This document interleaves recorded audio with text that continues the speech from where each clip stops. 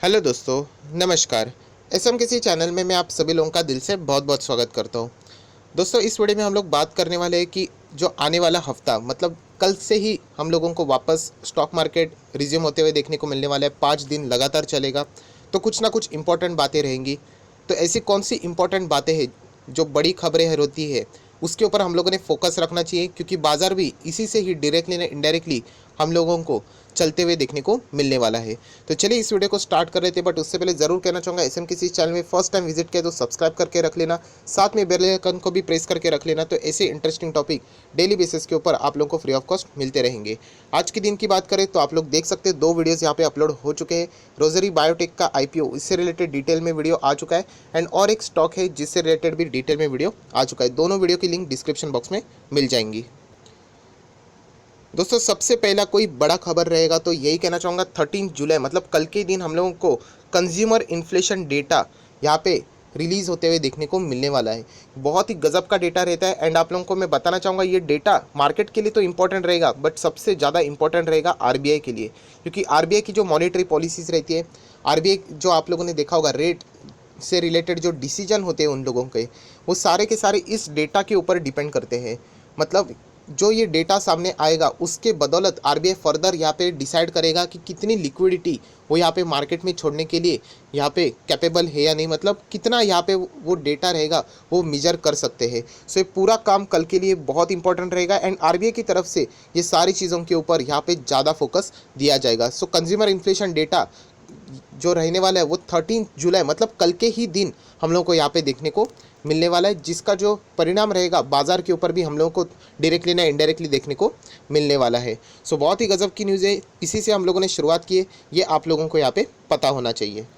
उसके बाद आप सभी लोगों को और एक बताना चाहूँगा, और एक डेटा सामने आने वाला है, एंड वो है ट्रेड बैलेंस का डेटा। यस, पर ये डेटा कल 13 तारीख को नहीं आने वाला है, 14 तारीख को भी नहीं, ये डेटा आने वाला है 15 जुलाई को। यस, 15 जुलाई को ट्रेड बैलेंस का डेटा यहाँ पे सामने आने वाला है।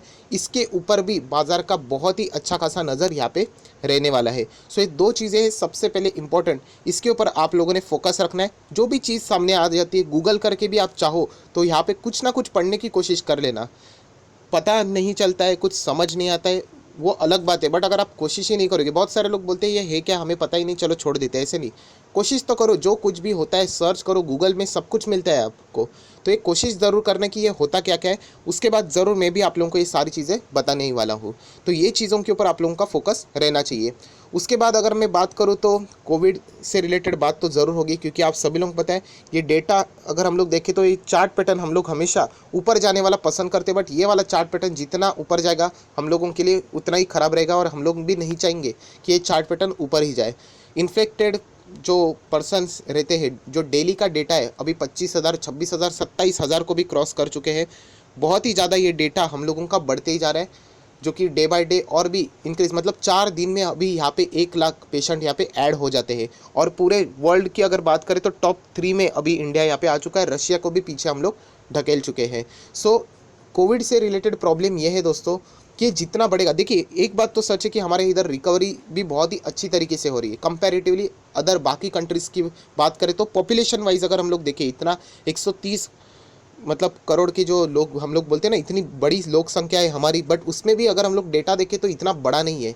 बट सबसे बड़ा प्रॉब्लम ये है कि अगर ये ग्राफ ऐसे ही ऊपर चला गया तो आप सभी लोगों को पता है लॉकडाउन से रिलेटेड ये भी बात मैंने आप लोगों को बताई थी कि अगर वापस लॉकडाउन होना, ये बहुत ही ज़्यादा खतरनाक हो सकता है बाजार के लिए। हालांकि नेशन वाइड लॉकडाउन तो अभी नहीं लगेगा, जो भी लॉकडाउन रहेगा वो स्टेट वाइज लगेगा। सो यही चीज़ अभी हम लोग को यहाँ पे देखने को मिले। कुछ सिटीज़ ऐसे हैं, कुछ ऐसे स्टेट्स है जहाँ पे लॉकडाउन से रिलेटेड वापस कंप्लीट लॉकडाउन से रिलेटेड न्यूज़ सामने आ रही है।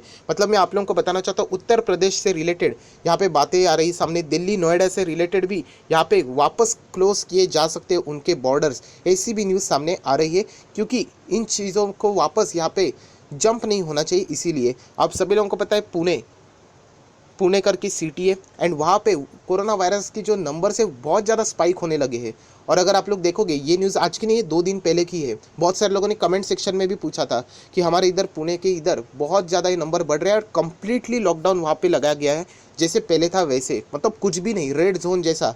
सो अगर ऐसी चीज़ें अगर वापस होती रही तो ये बिल्कुल भी हमारे लिए अच्छी बात नहीं रहेगी, क्योंकि पुणे भी एक बहुत इंपॉर्टेंट शहर है हमारे कंट्री का। तो ऐसी चीज़ें अगर वापस होती रहेगी तो हम लोग कह सकते हैं बहुत बड़ा डैमेज हमारे मार्केट के लिए रह सकता है। बेंगलुरु की बात करें तो आप लोग देख सकते हैं बेंगलुरु लॉकडाउन फ्रॉम जुलाई 14, वापस हम लोग को ये सारी चीज़ें देखने को मिल रही है। 3,000 से भी ज़्यादा एक्टिव यहाँ पे हम लोग को कंटेनमेंट जोन इस सिटी में देखने को मिल रहे हैं।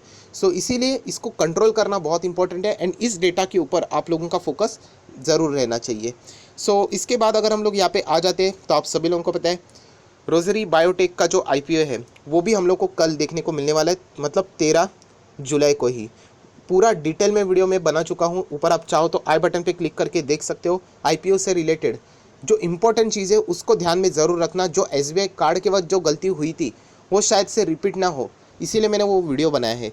अगर आप रिस्क भी लेना चाहते हो तो वो कैसी लेनी चाहिए उस वीडियो में मैंने आप लोगों को बता दिया है। तो आप लोगों को इन द केस अगर डैमेज हो भी जाता है, लॉस हो भी जाता है, तो वो सबसे कम यहाँ पे हो सकता है। सो ज़रूर इस वीडियो को देख लेना। सो रोजरी बायोटेक का IPO कल से हम लोगों को ओपन होते हुए देखने को मिलने वाला है। एक बात नोट कर लेना, कल के ही दिन अप्लाई मत कर लेना। कोई यहाँ पे ट्रॉफी नहीं मिलती कि अगर आपने सबसे पहले अप्लाई किया तो आपका नाम पहले आ जाएगा, ऐसा कुछ भी नहीं होता है। ओवर सब्सक्राइब हो गया तो लॉटरी बेस के हिसाब से यहाँ पे सारी चीज़ें की जाती हैं।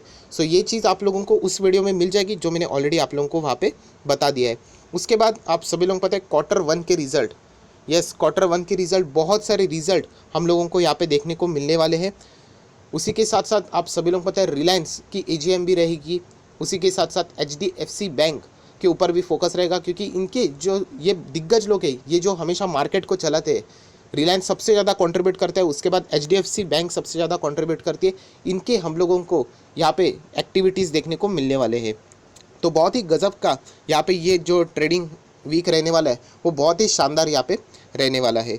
उसी के साथ साथ कुछ इंपॉर्टेंट डेटा होते हैं जिसके ऊपर हमेशा फोकस रखना चाहिए एंड वो है फॉरेन निवेशकों का डेटा। आप लोग यहाँ पे देख सकते हैं अभी तक उन्होंने यहाँ पे लगभग 4 बार यहाँ पे पैसा लगाया है एंड उसी के साथ साथ 4 बार पैसा निकाला भी है। बट जो ओवरऑल जो नेट इम्पैक्ट हम लोग को देखने को मिल रहा है वो एज एन सेल्स में ही देखने को मिल रहा है। जो अब तक की बाइंग थी वो बहुत ही मिनिमम हम लोग को देखने को मिली थी, ज़्यादा नहीं, बट जब भी एग्जिट हो जाता है वो बहुत ही बड़ा है। जो लेटेस्ट एग्जिट था, मतलब नेट सेल्स था, वो लगभग 1000 करोड़ के आसपास 10 जुलाई को ही, फ्राइडे के दिन हम लोग को देखने को मिला था। सो ये डेटा बहुत ही इंपॉर्टेंट रहता है, इसको ट्रैक करना बहुत ही ज़्यादा इंपॉर्टेंट होता है, जो कि आप लोगों को मैं हर हफ्ते आप लोगों को ये बताते रहता हूँ। उसके बाद अगर मैं बात करूँ तो गोल्ड प्राइजेस, ये भी मैंने आप लोगों को लास्ट, अगर आप मेरे हफ्ते का वीडियो देखोगे तभी मैंने कहा था कि यस ये चीज़ है कि 50,000 के ऊपर गोल्ड का प्राइस जाने के पूरे चांसेस हैं एंड फाइनली उसकी क्लोजिंग भी 50,700 के ऊपर हो चुकी है। सो गोल्ड आप सभी लोगों को पता है एक बहुत बड़ी इंपॉर्टेंट कमोडिटी है एंड गोल्ड के ऊपर बहुत कुछ चीज़ें भी निर्भर होती है। सो यही डेटा आप लोगों ने कंसिस्टेंटली मॉनिटर करना है। कुछ स्टॉक्स ऐसे होते हैं जैसे कि टाइटन जैसे, जो कि हम लोगों को गोल्ड का प्राइस बढ़ने से परेशान होते हुए देखने को मिलते हैं। तो कुछ स्टॉक मुथूट फाइनेंस जैसे स्टॉक रहते हैं जो कि गोल्ड का प्राइस बढ़ने से उनको लॉन्ग रेंज में अच्छा खासा मुनाफा भी हो सकता है। सो गोल्ड के प्राइस के ऊपर आप लोगों की ज़रूर फोकस रहना चाहिए। चांदी के ऊपर भी, सिल्वर के ऊपर भी आप लोगों का फोकस रहना चाहिए।